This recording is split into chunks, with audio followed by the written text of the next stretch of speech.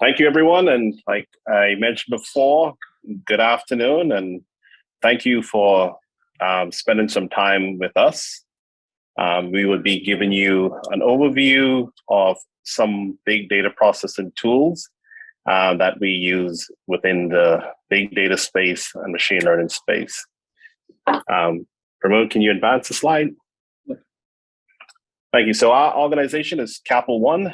We believe heavily in leveraging technologies to pass on benefit to our customers. My group is within the enterprise data and machine learning, and our tower is the Center for Machine Learning. Our tower and our group, we work in the anti-money laundering space, doing graph ML techniques and advanced analytics to help detect risk within Capital One's transaction network on bank primarily, and also card. So we use these techniques to help our investigators streamline their processes, and it adds a lot of value. So that's the work our team focus on. We have a mix of software engineers, machine learning engineers, and data engineers. So we have Andrew, Pramod, and Aruna. This was the team who helped build this deck and the workshop. So we would be going through, and you'll be making sure that you have opportunities to ask questions, and also the speakers would can also introduce themselves as well. So I'm the director of the team. So the team is truly gifted and passionate about technology. We excited to just apply all of our knowledge in problem solving and making sure that our customers get the best value, and we also take input. So we don't just say what is to be done. We are always asking for input, and we're working in a highly matrix team where we have other business analysts and data analysts all comprising to build products. So I would go ahead and hand it over to Pramod. Thanks, Rex, for the introduction. Just giving a little brief about me. Myself, Pramod, I'm a software engineer within the Rex team, and mostly in the C4ML, which we call is like a center for machine learning. We mostly work on the data engineering and the machine learning part, and I'm contributor mostly on the data engineering and software engineering part of the C4ML team, which we call as Center for Machine Learning. That's pretty brief about me. Andrew, do you want to go ahead? Yeah, sure. Thanks a lot. Hi, everyone. My name is Andrew. I'm also part of C4ML at Capital One, which stands for Center for Machine Learning. I work with Rex, Pramod, and Aruna on anti-money laundering solutions at Capital One. So I mostly do data engineering, machine learning, and some other cool stuff at Capital One. And yeah, I guess that's it about me. Thanks, Andrew. So yeah, I think we can move on to the presentation. So again, good afternoon, everyone, and welcome again to the workshop. I know Rex has given the brief about the welcome, but just giving again a welcome for the workshop for Koalas, the Pandas API on the Apache Spark. So we'll go step by step, maybe just to set up a scene. Maybe we can just set up the agenda, what we have, and we'll kick off with a few words on the Pandas and Spark. So after that, we can see why we need Koalas, why we need Koalas project, why we require that, why it came in the picture. We'll also go with a detailed justification, like what makes the case for Koalas to be used. When we have a Pandas, we have the Spark, which is a big data. Pandas is already quite close to the ecosystem of the data science. So what is the need for the Koalas and how it fits in the picture? And at the end, we have a very nice workshop, which will cover most of this concept in the live workshop. So yeah, I'll quickly jump on just overview on the Pandas and Spark. I know most of the data science teams or the data science engineer or you all are already familiar with Pandas, which is pretty popular framework for data analytical purpose and the data analysis. And it is one of the core part of the data science ecosystem, which is extensively used for all the data modeling creation, whether on the local machines or on the or on the servers. And it is extensively used for with a small data sets. It also includes like a quite helpful for the statistical analysis, time series, and managing the missing data set. What is a Spark? So Spark, I'll just cover briefly maybe. So Spark is mostly used for the analytical engine and our large data processing engine. So for the large data processing, which includes like a streaming of the data or the ETL or the machine learning. So in the actual data analytical, in the actual data science world, we have a large data set that comes up. And that data set needs a large data set we need to process using either the Spark or the technology which can basically run the large data sets, which is for the analytical. And that's where the PySpark, which is the API built on the top of the Spark, that came up. And that is one of the most popular implementation of the Spark, which most of the teams use them extensively, like a Pandas for their dataset model creation on the machines, on the single machine, and use the PySpark or something when they want to run the large data sets. So yeah, this is just a brief about the Spark. Now, why there is a need for Koalas, and that is where like this whole discussion will now move forward, mostly regarding the Koalas. So before I jump into any part of the Koalas, we'll just look at the high-level architectural view of the Koalas. Why the need came up.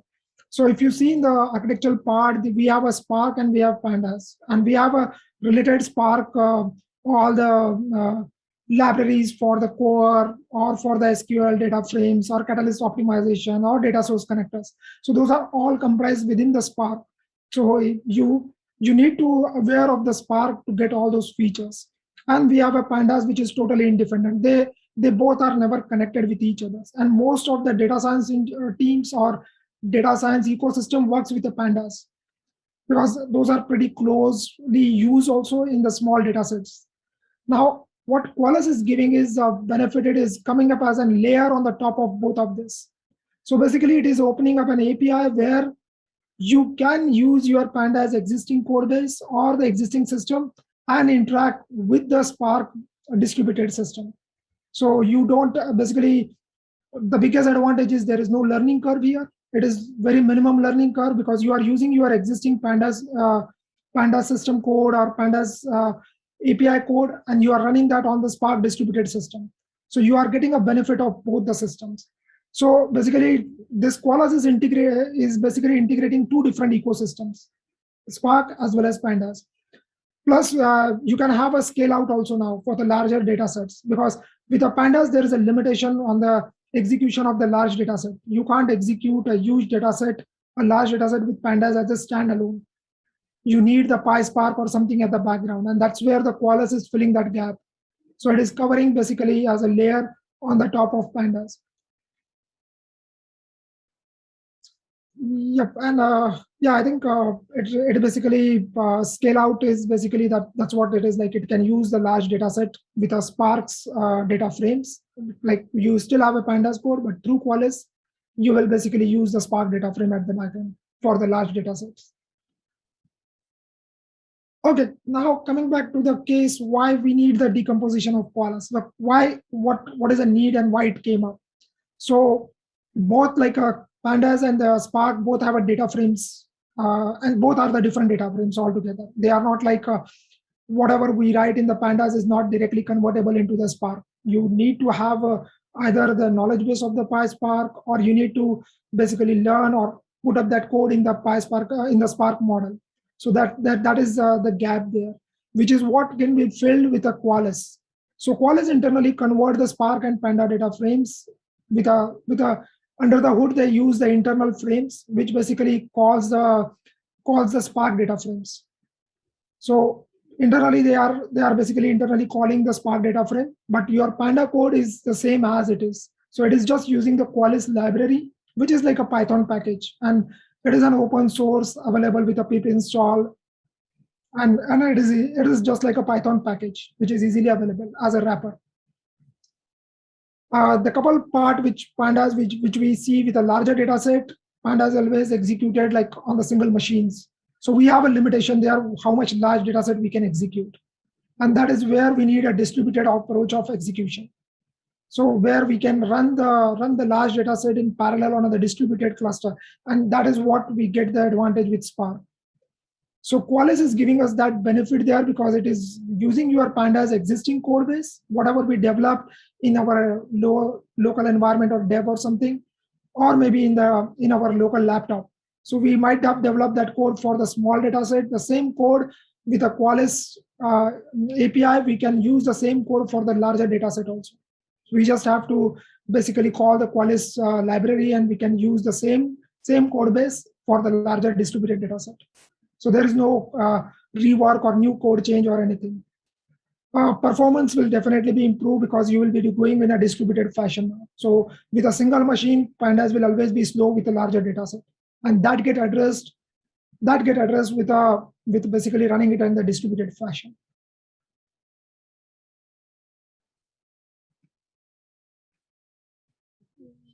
I think I know I cover at a very high level because we are going in the workshop, which will be basically addressing most of this stuff in the detail.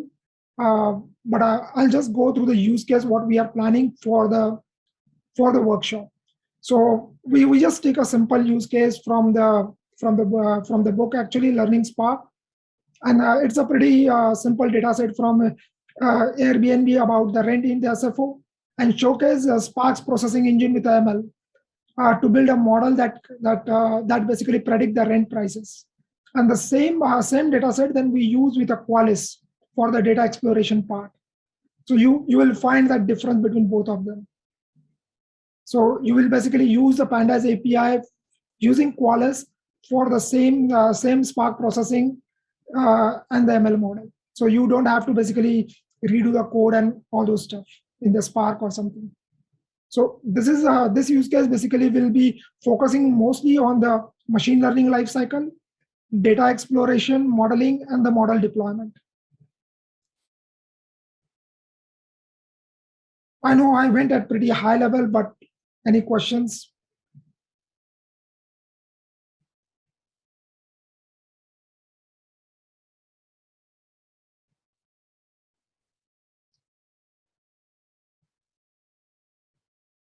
I think will anyway in the workshop we'll have a follow-up questions might come up and that can be addressed. So for the workshop we definitely we have one prerequisite which we requested in the workshop details also, but I can share the steps like what we need to follow for the workshop. So we are basically we are using a Databricks for this workshop. And Databricks has a community editions, which I think it's pretty simple. It's like a pretty straightforward to create an account there, and we can directly use a notebook or something to run the workshop on the Databricks. I'll just go through the steps. It is quite self-explanatory, but I'll still go through that. So maybe if we can log in on the community.cloud.databricks.com. So yeah, maybe just give me a thumbs up or something so that I can think like I'm going in the right direction or something.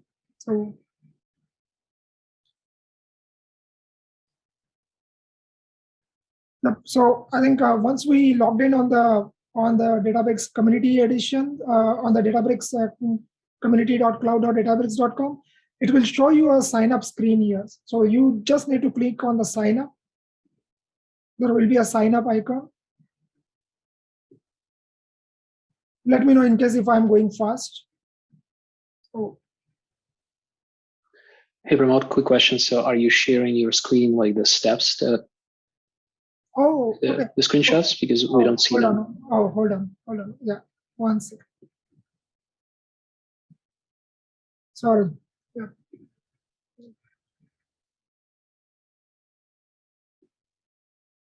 Okay. Are you able to see my screen?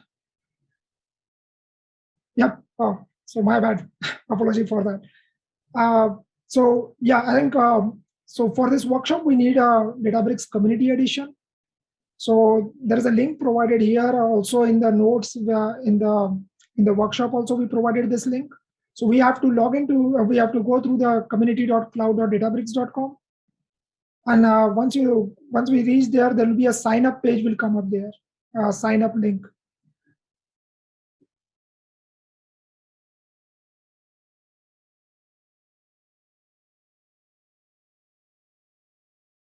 I'll just pause for a minute just to make sure we all logged in there.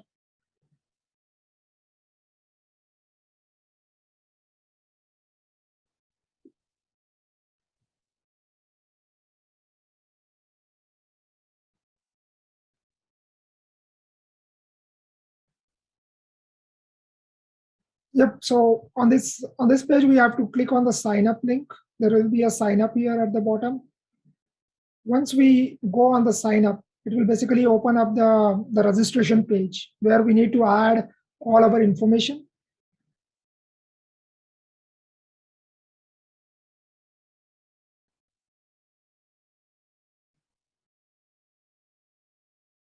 We just need to go out with a get started.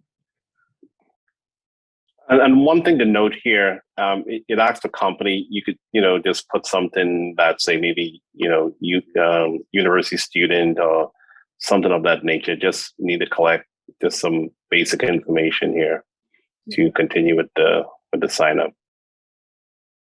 Yep.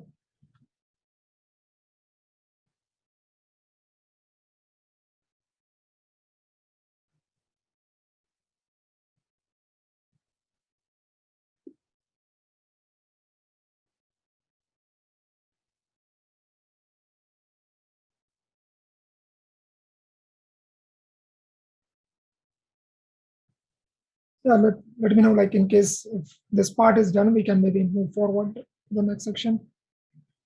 Good, thank you. So yeah, I think once we do on the get started, and then maybe it will come up on this page where it will ask you to select the cloud provider. You can select like a AWS as a cloud provider, and there is a bottom section like start with a community edition. So this is a free edition, basically for like everyone. Basically, it's a public free edition for the community. So just we need to start from here, the get community edition.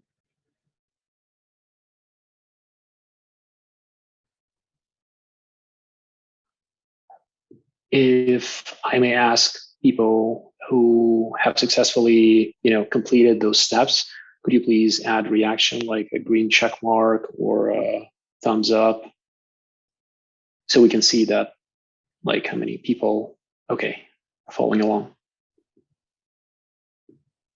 And yeah, by the way, if you already have community edition or you have your own Databricks subscription, you can use that too. Yep, and we can pause also here for a couple minutes because this is what we need for workshop. So we just want to make sure like everyone has this access.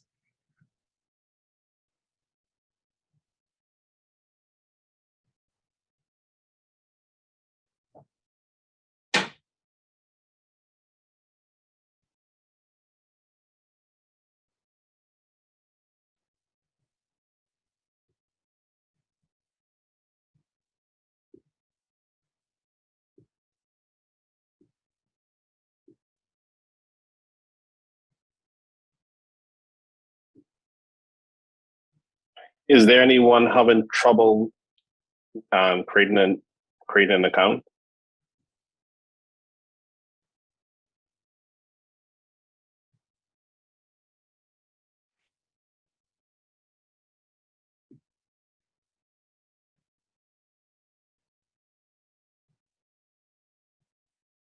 Okay, I'm seeing a lot of thumbs up.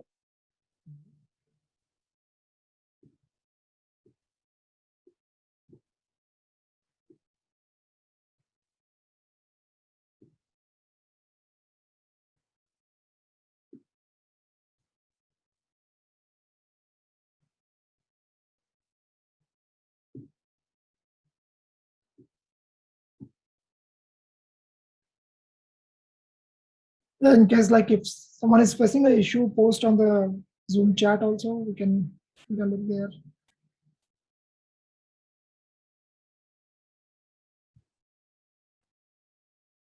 I think we can move along now. I think. Yeah. No one mentioned issues. Yep. I think once you click on the community edition, whatever email address you have put up in the registration section here, you might receive an email now. So there should be an email in your inbox somewhere.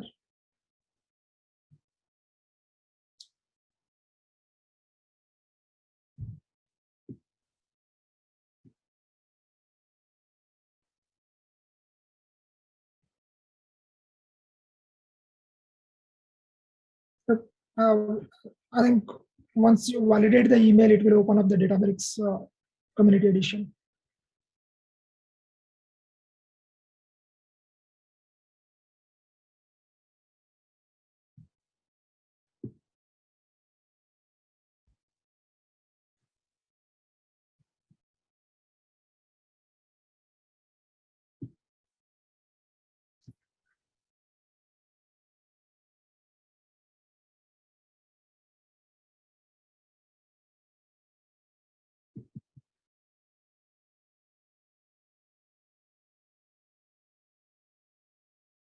Is anyone able to see the community edition? Something like this.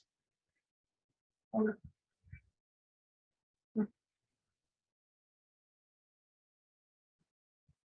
So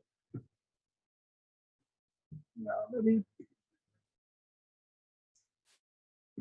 can we put up thumbs up or something just to confirm like we are all able to reach until this stage.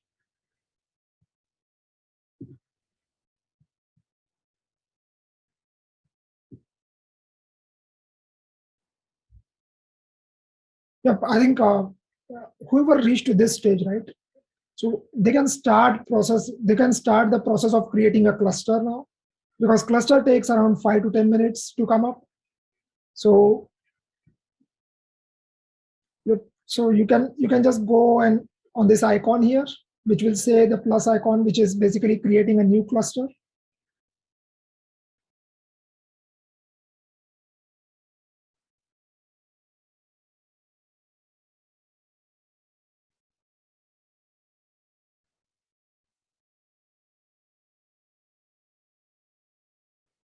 So, and the runtime you need to select is the ML one. As we are going through the entire life cycle, we want you to select the runtime as ML.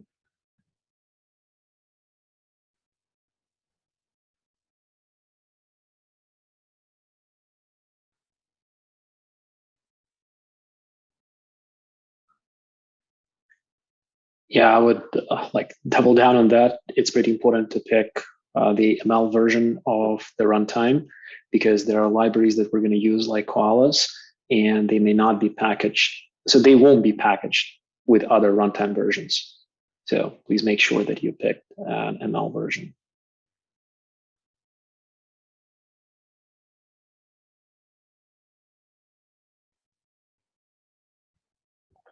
So for folks who are not familiar with Databricks, Databricks is orchestrating building a Spark infrastructure in the backend, so that you could make it easier for you to run, Spark workloads.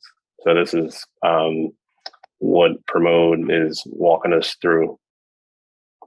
And this is how, when we get into the other steps, you're going to be able to execute and work along and get hands-on experience with Spark and Koalas. Thanks, Raj.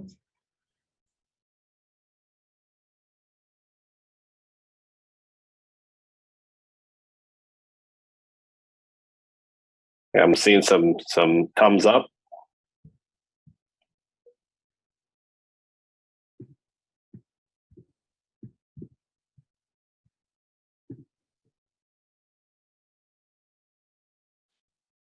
Yep, I think if we select a correct runtime here with the ML one, And whatever is highlighted here is available there actually. If you select this one and you have given the cluster name with related to the workshop or anything like it can be a cluster name, we can go ahead with the create cluster process. So once you click on the create cluster, it will take approximately, I believe, 5 to 10 minutes to come up the cluster.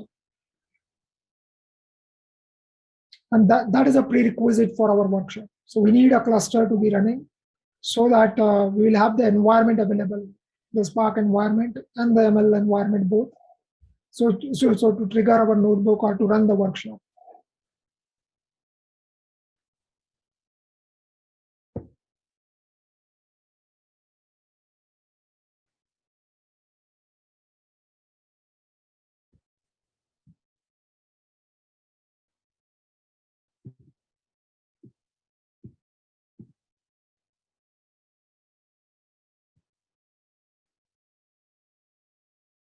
Please let us know in case someone is having an issue while setting up this or getting some error or something.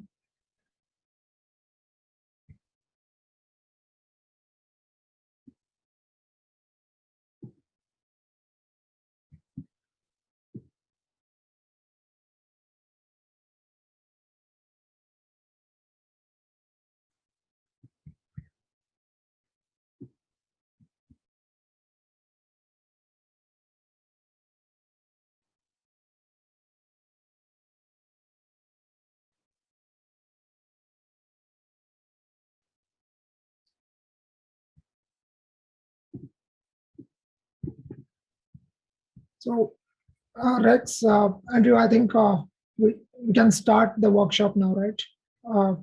Yep. Thank you. I think others may watch, but please feel free to post any questions or if you need help. Yep. Please put up a question on the Zoom chat and we can address those parallelly.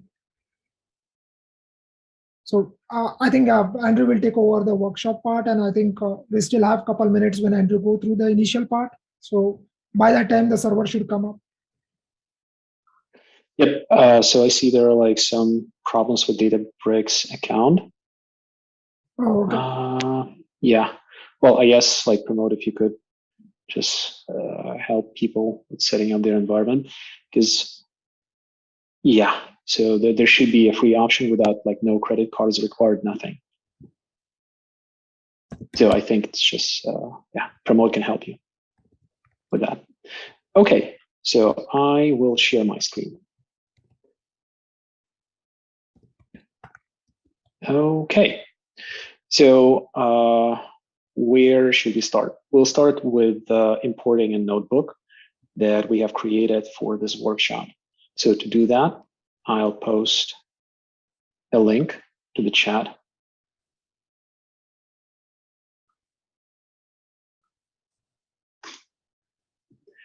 So just copy this link, like don't open it because there's nothing useful over there.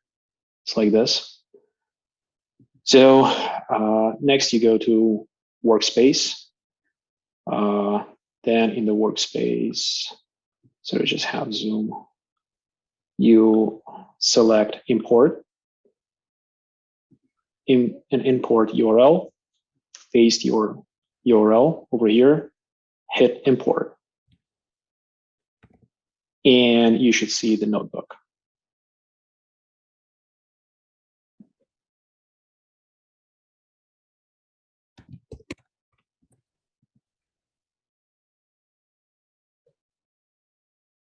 Do you have any troubles, questions? Please type them in chat. We'll, like, whoever is available, we'll try to assist you. So if everything's okay, you were able to import this notebook, please show us some sign, like thumbs up, and we can start. Question, where did you import that? It was Workspace, okay. Yeah, Workspace, then you hit this like drop down, import. Oh, see it now. Okay, thank you. I was. That's fine. Chat when you did. Okay, thank you. That's fine. That's fine.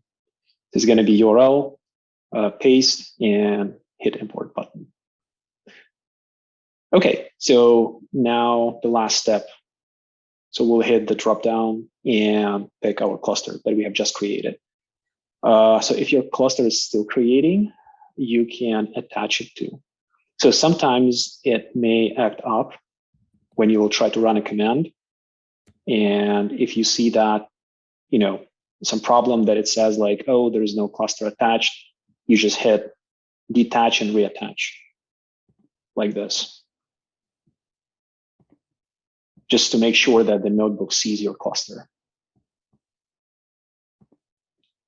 Okay, as a warm-up, let's try to run something that we already have here.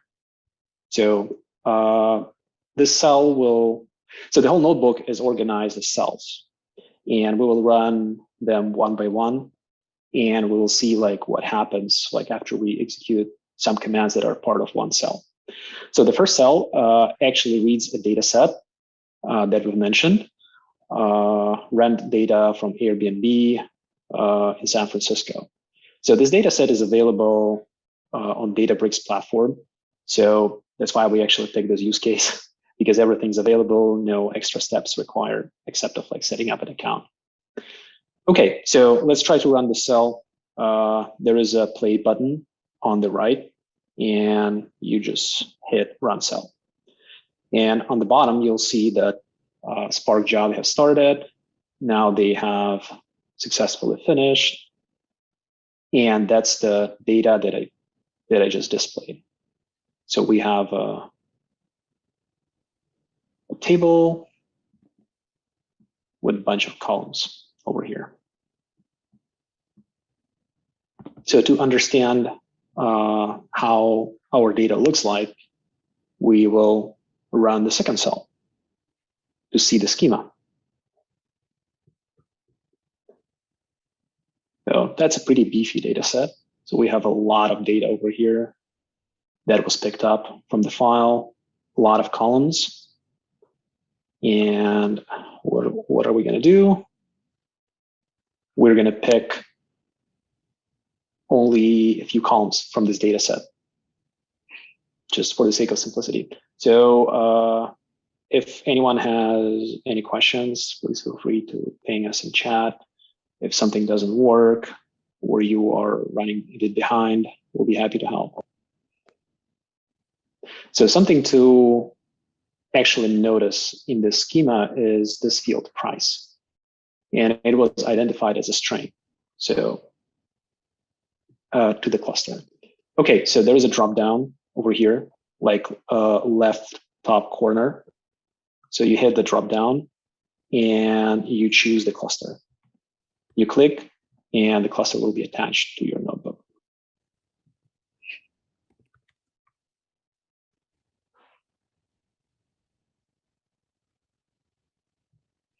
Okay, so yeah, pay attention. The Spark price string, which doesn't make sense, right? So it should be some either double or float type, but we got a string, and we'll fix that. So for our workshop, we will need only these columns that are listed over here. So we will just run this cell and create a data frame that will be our start data frame and cache it for performance sake. Okay, here's what we have. The table with the data. And one thing that I've mentioned before, price column type was, so the type was wrong. So now we got to fix that. And we're going to cast it to double. So that's a standard Spark API. Okay, now we're ready for data exploration. So as Pramod has already mentioned, Pandas is a handy tool when it comes to data exploration before actual modeling starts. So, and there are like a few drawbacks when you use Pandas, right? So first of all, if your data set is too big to fit in memory of a single machine, then you're out of luck. You have to just drop part of your data set, which may impact your model accuracy, which is not good. Second, if you create any data cleanup code or transformation code, so something that we're going to do in this notebook, you will have to, so you did that for training purposes on your local machine, but then you go at scale, you go into prod, and now you got to use Spark. And now you got to rewrite all your code with cleanups and transformations in Spark, which is not good because now you have to maintain 2 copies of code, which is like error prone, creates a lot of headache for everyone who's involved in the process.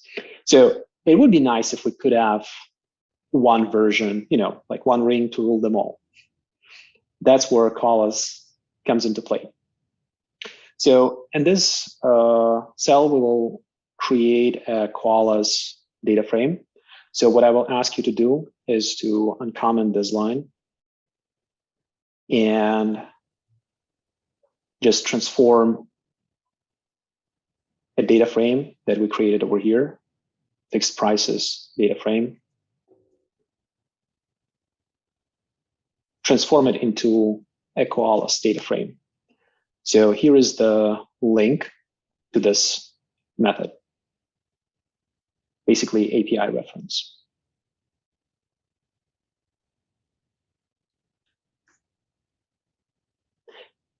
And by the way, you can also use autocomplete. It's control space.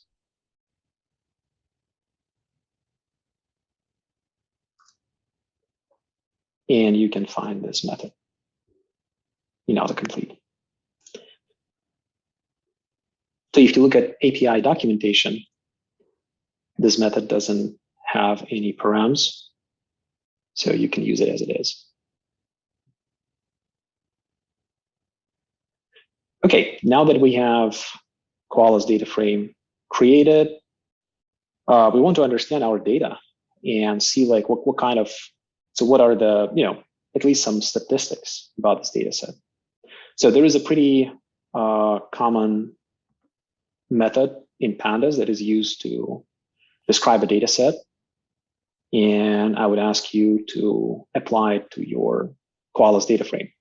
So I intentionally put Pandas documentation into this notebook, through the whole notebook, just to showcase that Pandas API is almost 100% compatible with Koalas.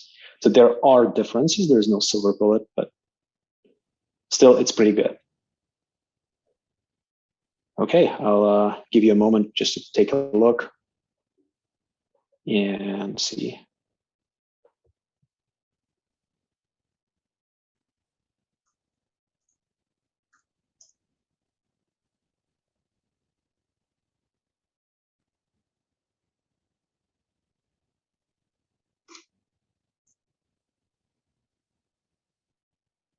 And now you can run the cell.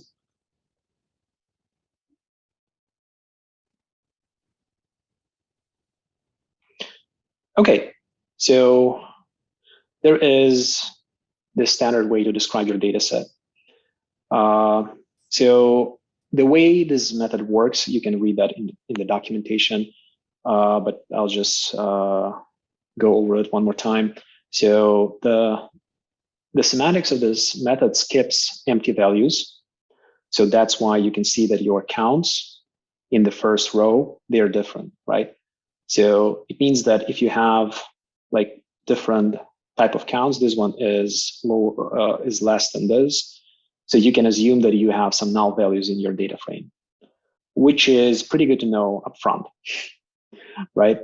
So you can see what is the mean value. And yeah, so this method works only with numeric columns. So you can't, right, calculate mean on string or character or something else. So yeah, so here you get some basic stats about your data. So what we're interested in actually is the last column, price. So according to the counts, there are no empty cells, which is good. So we can take a look at mean price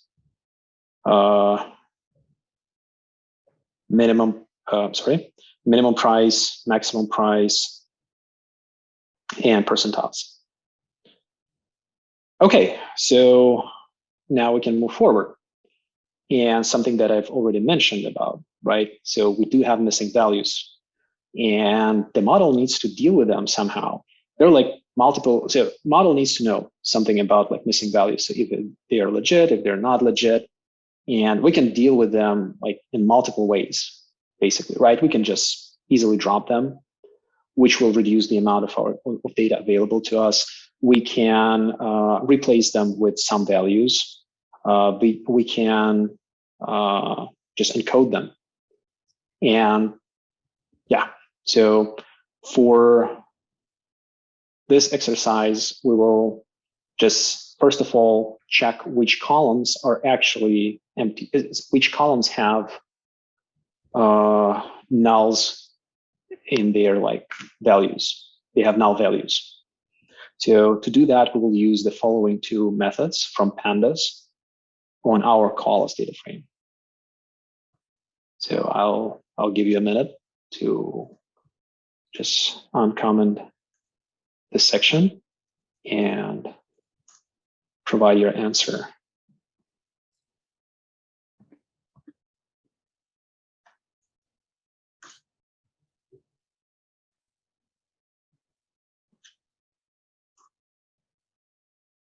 Another thing, but using the Databricks tool here, it has IntelliSense. So if you have an object and you type dot, you could tab on it, and then some of the options will show up for you, like Andrew is showing now.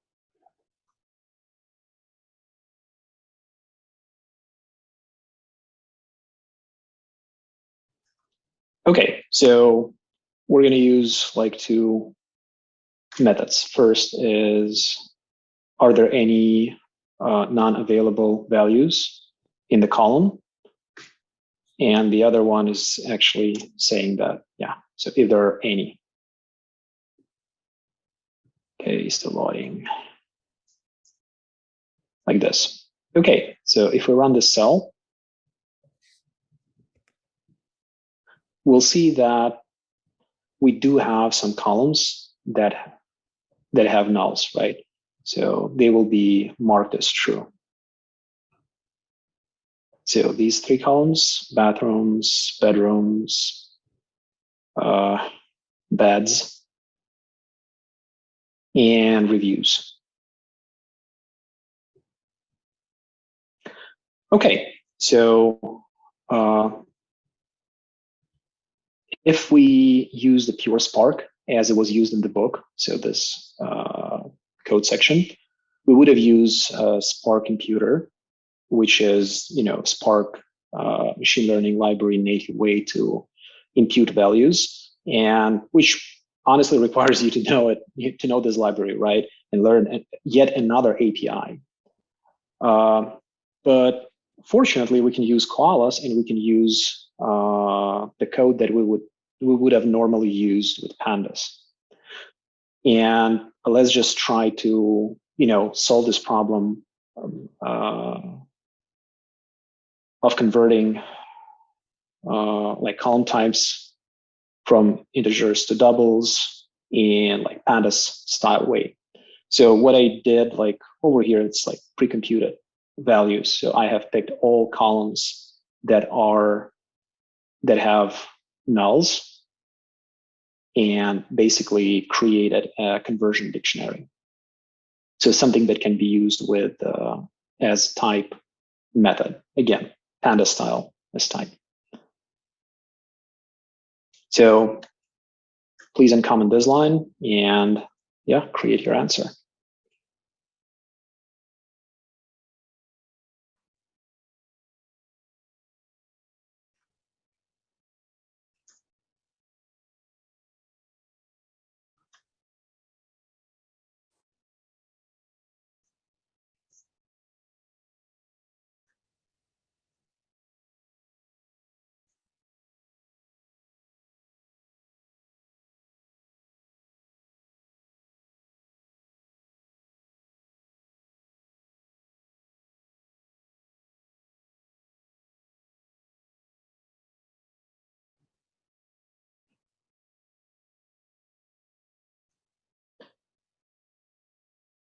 Okay, that's going to be our call to Koalas API, which is a full equivalent of Pandas API.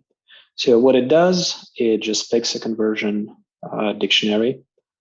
It picks like column names and types that they should be cast to and run this transformation. So let's run this cell and see what are the types that we have in the data frame. And as you can see, like bathrooms, bedrooms, beds, and review scores, they were converted into a floating, into doubles, basically. Okay, so now that we know that we have empty values over here, so we would like to perform data imputation, right? Just to make sure that our model can work with it. So the way we're going to do that, we will add a column. First, we will add a column that will show us that this column was absent. The value was absent in the data frame. And so we can use it like down the road for investigation. So for example, right, if we have imputed like way too many values in the column, it may impact our accuracy. So we see a significant change in accuracy. We can check like, okay, so how many values have we actually imputed? Or we have some strange prediction for one row, and we would like to investigate that, what might be a problem. And if we have this, like kind of hint column that says that, hey, you have imputed this value, then we can, investigate further or at least understand what might be the problem with the model. Okay, so in Spark, that would have been like this code, but with Pandas, we can do it with Koalas. We can do this in Pandas way. So you can try to use these two methods to create additional columns that indicate which data will be imputed in the next cell.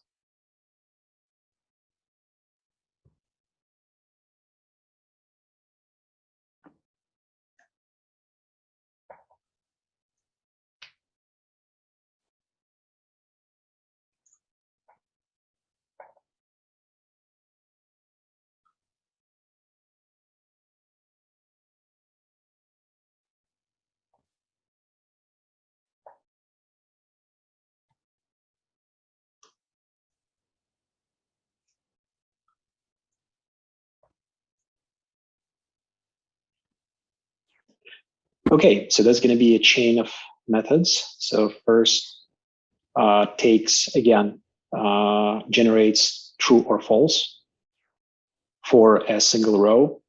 And the second call casts that one into integer. So something that I would have done in Pandas to generate this like hint column. Okay, now we can run the cell and see the result. So let's take a look at, let's say, one column. As you can see, like 3 columns over here. All are with NA suffix. And let's pick a row that has like 1 over here. Okay, so this one. This row has null in the bathrooms column. Okay, let's check it. Okay, yeah. So now we know that we have a null over here. With that being said, we need to substitute, we need to impute data. So one of the approaches is to use some value, as we discussed before, and we can use a median value for the whole column. May not be very precise, but in terms of this exercise, it should be a good showcase.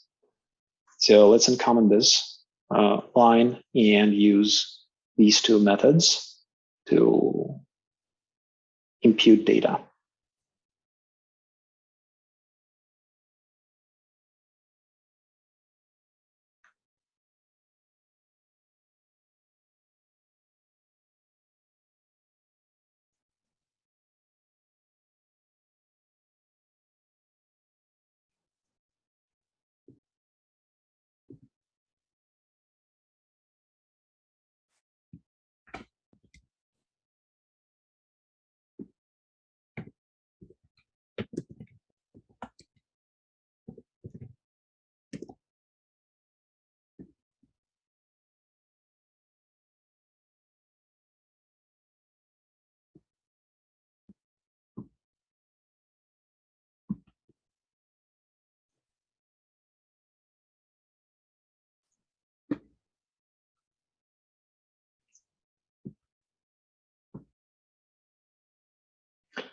Okay, so it's going to be this call. So we fill all non-available values with the median value for each column in the data frame. So basically, like, right, the semantics is like semantics in pandas. So if you see a column that has null values, then just calculate median value for that column and impute it.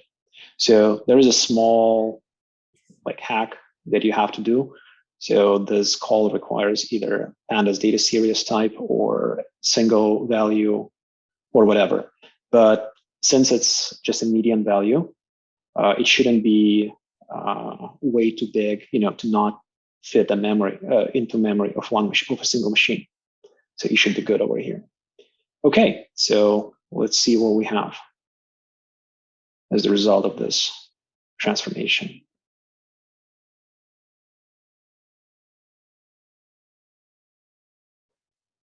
So we can again check our data imputation map, see like, okay, so there is one row with something that appears to be empty bathrooms. Now we have a value over here. Okay, which means that we got rid of all nulls in the data frame. Now let's see, like if we have any extreme values, the so-called outliers in price column. So to do that, we'll use a method that we have used previously that is called describe. So please uncomment this line and just put your answer here.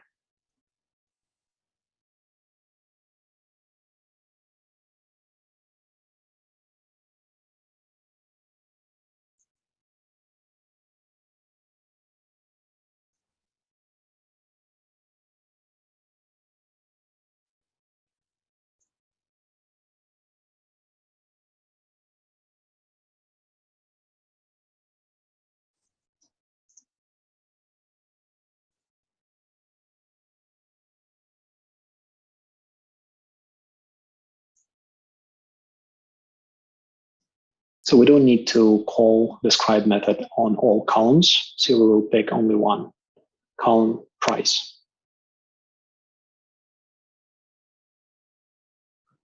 So if we run this cell, we'll see that like we basically look at the minimum value 0, maximum value $10,000 for one night, which is pretty expensive. But we don't know, maybe like we will just assume that these are legit. But what definitely doesn't make sense is free rent, right? Just probably some kind of like junk data. So that's why we will just filter out all rent properties that have like zero price. So effectively, all prices should be greater than 0. And we can check how many of them do we have in the data frame. So to do that, you can use this method.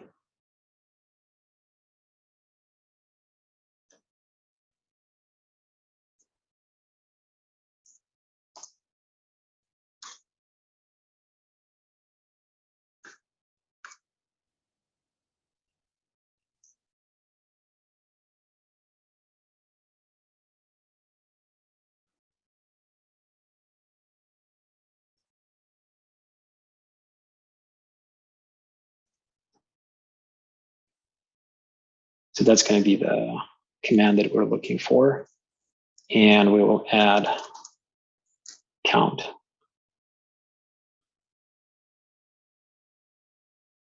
Which will show us that we have only one row. So basically, the way pandas works is like a matrix.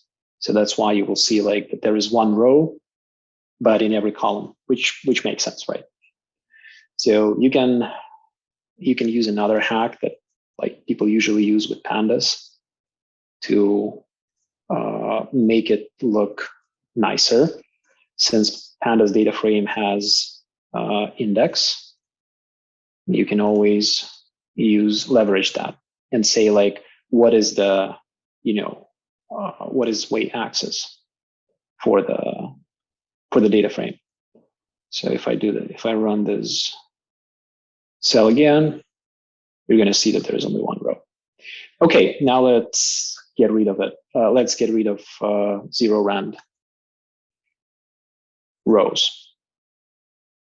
So to do that, we'll need Boolean indexing over here. And yeah, so I'll give you a minute to just come up with the answer.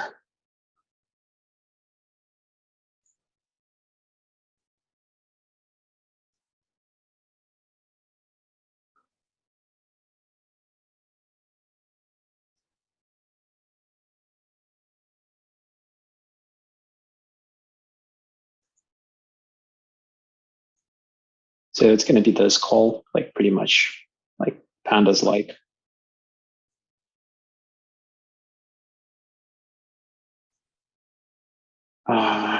Okay, so we filtered out those prices. So now we can do pretty much the same for minimum nights to see what do we have over here. Yeah, so the formatting is a bit kind of weird, like logarithmic, but still, right? So this one looks way too much, right? So when your minimum nights is more than 1 million, doesn't make sense. So let's just fix that. And let's see like how many unique values do we have. So that's a pretty common, another common operation that is done in Spark by grouping like several operations, but it can be done only as one operation in Pandas. So let's just try this one too, because it's pretty popular.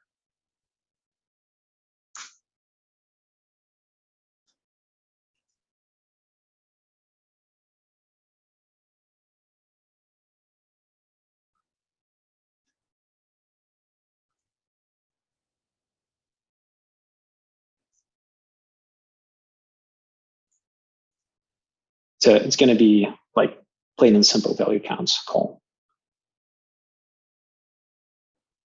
So if you run it, you'll see that you have a bucket like minimum nights and how many rows correspond to this amount.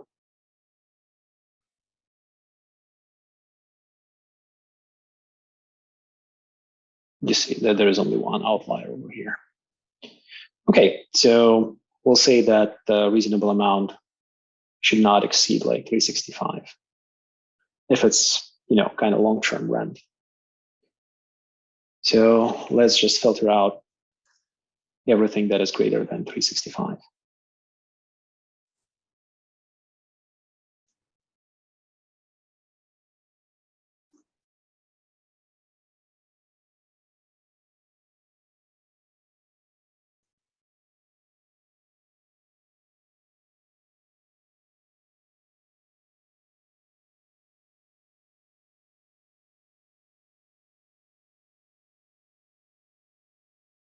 So the code will look like this.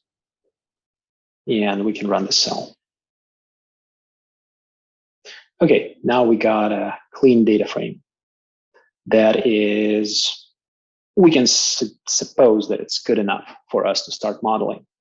But before we do that, we would definitely like to save it. So we have an output path. You can use like TMP and whatever like is here. Like this one should be good. Before we can actually save this data frame, we need to convert it back to Spark data frame, from Koalas back to Spark, which is again pretty simple to Spark call.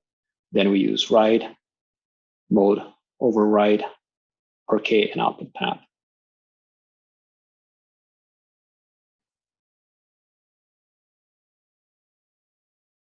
Okay, so our data exploration part is finished. So now we're going to go to modeling part. So why would we even do like machine learning on Spark, right? So what are the benefits? Why not to use like scikit-learn or some other framework? So first of all, since it's distributed, you don't need to downsize your training data set. Second, since Spark is a distributed engine, it offers you a pretty nice performance improvements because you can run like multiple, you can train multiple models in parallel. And yeah, so you can share code between data engineering and research and prod application. So there are like a few important MLlib concepts. I mean, like MLlib is machine learning library for Spark. And it has three pretty important concepts, as I mentioned, right? Transformer, which applies rules-based transformations to prepare data for modeling, or generates predictions using an already trained MLlib model. So there's another piece that is called estimator. So it's basically code that fits parameters from input data frame into a model. And there is a pipeline. You can think about a pipeline as a container that actually organizes your transformers and estimators into a single model. So some kind of like container or glue, if you will. Okay, so now we're gonna run this part. So it will create a random split. So we will take like 80, we'll split our data set that we have just created into like 80-20% parts and create our training and test data sets. So as you can see, like there are like a lot of stuff over here. So what we basically do, we encode categorical columns and we attach them to numeric columns, and then we assemble a vector. So a model to be trained needs its input data as a vector of values. So I'll show you. I'll show the data frame later to you all, so you can see like what I was talking about. But for now, so this thing, this code, and this thing, like vector assembler, it basically creates an input data for model training. So for modeling, we will use random forest model. So I think like we're running a bit behind, and I apologize for that. I should have moved quicker, but so let's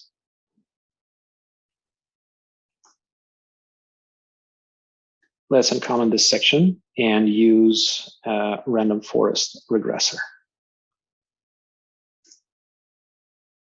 So you can just copy this code to see how it works.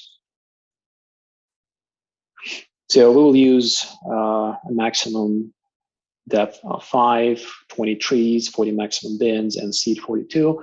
So since it's a random forest, right? So why would we want to kind of pinpoint seed value? It's just because we would like to be able to reproduce this experiment, which is pretty important for traceability. So we have our regressor. Now we're going to build our pipeline. So we will uncomment this line and we will create this pipeline. So as you can see, it contains multiple stages. And so it's our indexer, vector assembler, and the regressor. And now we're going to fit our model.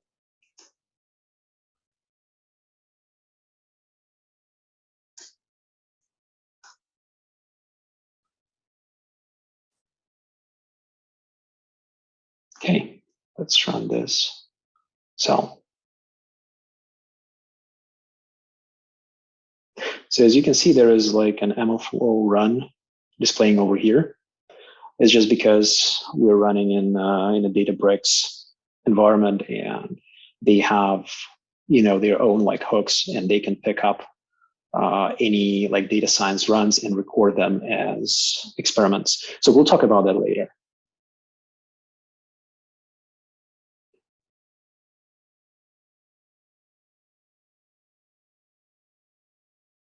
So while our jobs are running, we can, okay, yeah.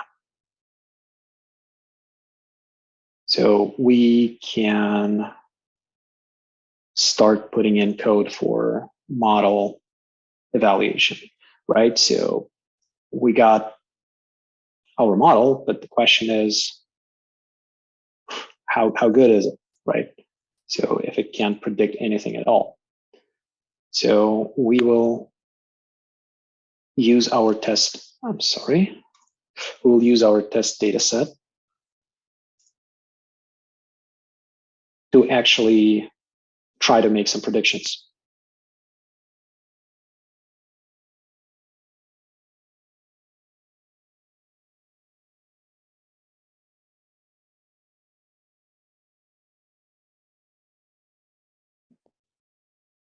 Okay, so that's our data frame. That's the vector that I was talking about. That's the input for our model values. And there's a prediction column that actually tries to predict the price. Okay, so now it's time to evaluate how good is our model. And to do that, we will just use a regression evaluator, and we will use our MSE value to see like how good is our model. So let's run this cell. And okay, so the value is 239. Okay, could have been better, right? So the question is like how we can actually understand, right? So what how we can improve our model, how we can improve accuracy of the model. Obviously, we can tune our hyperparameters. So for a random forest model, that would be max step and the number of trees.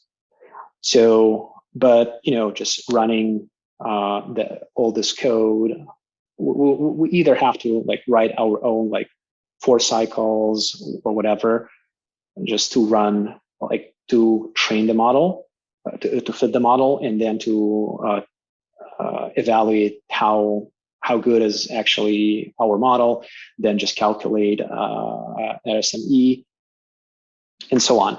Or we can use something that is already pre-built in Spark. So it's a grid search.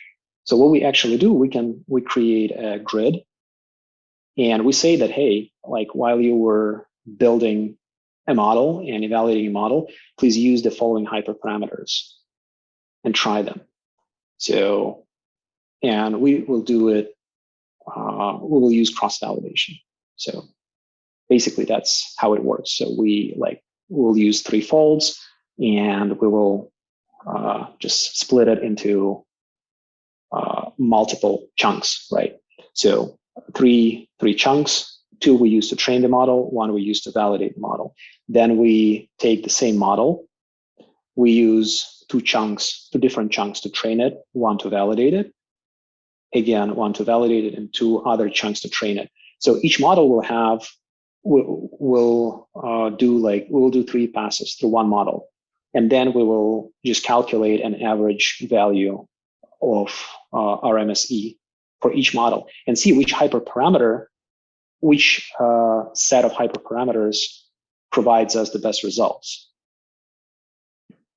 Okay, so we can just run the next cell. Okay, so I must have missed something. Param grid.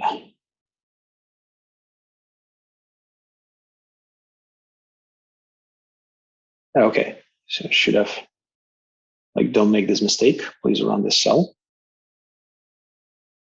yeah, exactly. Yeah, I forgot about it. Thanks for reminding me. So now it's going to be okay. So we run the next cell and boom. Okay, we got our cost validator. And the question is, how many models are we gonna see? So let's run this cell. And so it's gonna take like a minute and a half probably. Because actually, as you can see, like since we have three hyperparameters for max depth and 2 hyperparameters for a number of trees, it's gonna be like 6 models. And each model is gonna do like 3 passes, like 6 models, like 18 passes.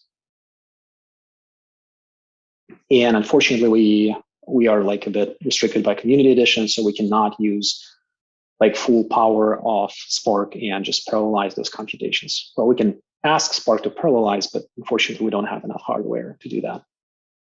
So we'll have to wait a bit.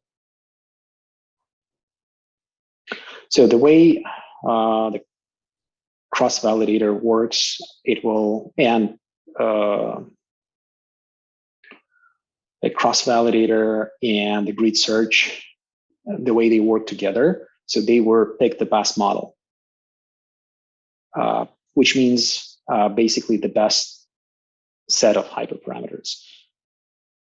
So have we finished? No, not yet. So as soon as we finish this job, you can see like 4 runs, 5 runs, and there got to be the 6th.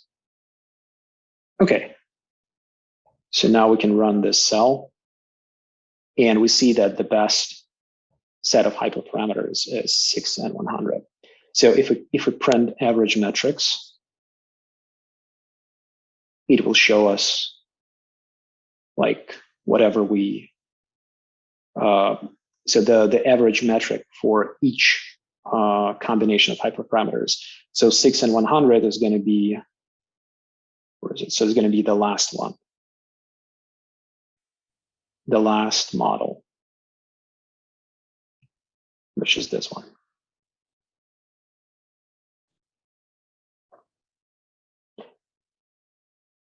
Okay, so now we can try it on a test data set. So we will see the RMSE and R square. That's how it performs on our test data set, which is even better than we anticipated. So we ran a lot of code, right? And we did a lot of things that, like kind of emulate the the machine learning life cycle, right? But the question is like, what are we going to do if we should we do this like manually all the time, and how we can keep track of our environment, of our data, of our models, and how we actually put everything into prod, right? So I did a lot of stuff, and I bet it like looked a bit chaotic, right? Just fixing here and there, uncommenting, running something. So how I can streamline that, right? Just to make it prod available. To do that, Databricks provides an MLflow component. So it's like, so they're like, honestly, there are multiple platforms. So we just picked Databricks because it's like a straightforward showcase for this environment. So we will run this cell to build a model. So we will use a bit different parameters over here. And then we run this model inside MLflow. So I hit run. Oh, come on. I hit run, and while it's running, I will just go a bit into details. So what are we going to do? We're saying that, hey, this run should be should be executed in the context of MLflow. And we would like to log our hyperparameters that we used to train the model. We would like to log metrics, RMSE and R square. On top of that, we would also like to collect feature importance and log it too, to understand like which features they impact our model the most. So what are their weights in the final decision? So we run it. So now I will switch to machine learning view. If you do the same, you'll see there is experiments tab over here. Yeah, let me just return to my notebook. Sorry for confusion. I shouldn't have done that.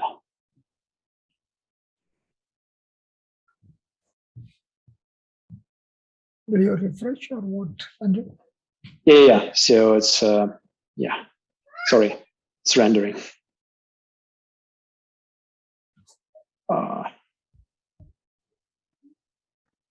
Okay, so we got one run. You can use this icon over here.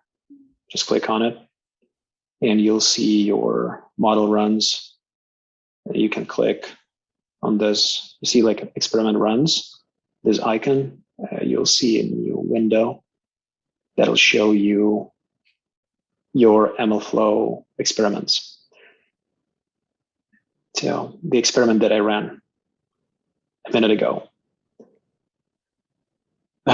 So you can see the parameters that were logged, right? 5 and 10, 5 and 100. Then we see our metrics that were logged. Then we see our artifacts that were logged, our feature importance, which feature has contributed the most to the final decision, and the model itself. So what environment have we used, what version, what library versions have we used, and so on, and the model itself.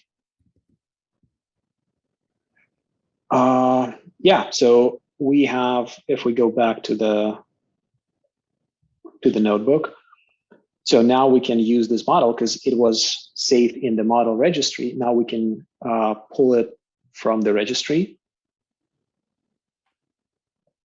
and get like whatever information we need about it, right? Like parameters. So if you need to trace back like anything, you can always do that using MLflow. And now to deploy this model in prod, you can actually use, you can actually pull it from the registry and put it into prod to just run predictions. Okay, yeah, so I'm just racing through. Sorry about that.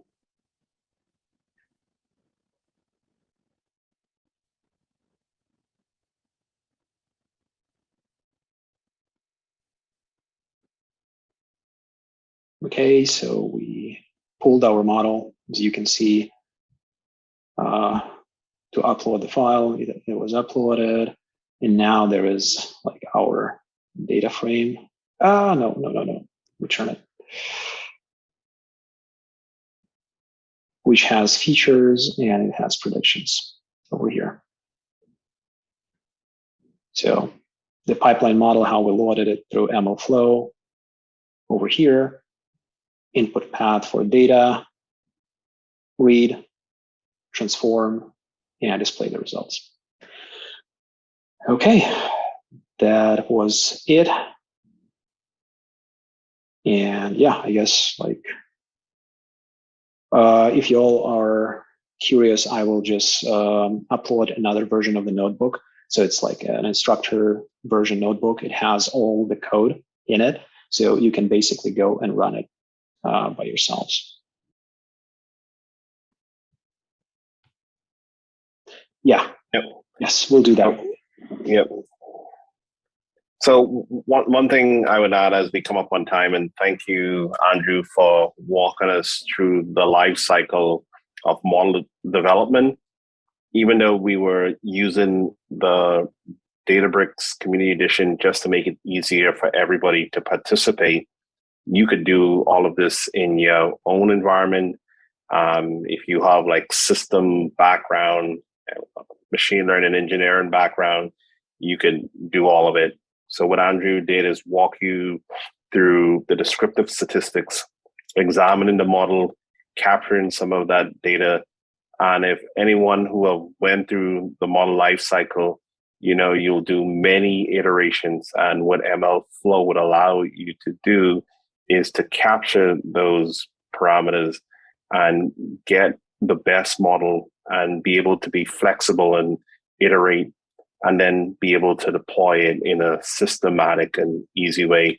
And the whole core part as well within the Spark framework is you can bring your Pandas skills to bear in a Spark environment easy. So that's one thing. So please take the notebook, play with it in your spare time, and also reach out to the organizers of the event to send us any additional feedback or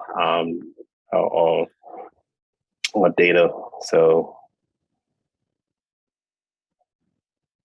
Andrew, could you repost the link again? I think it's sent. Yeah.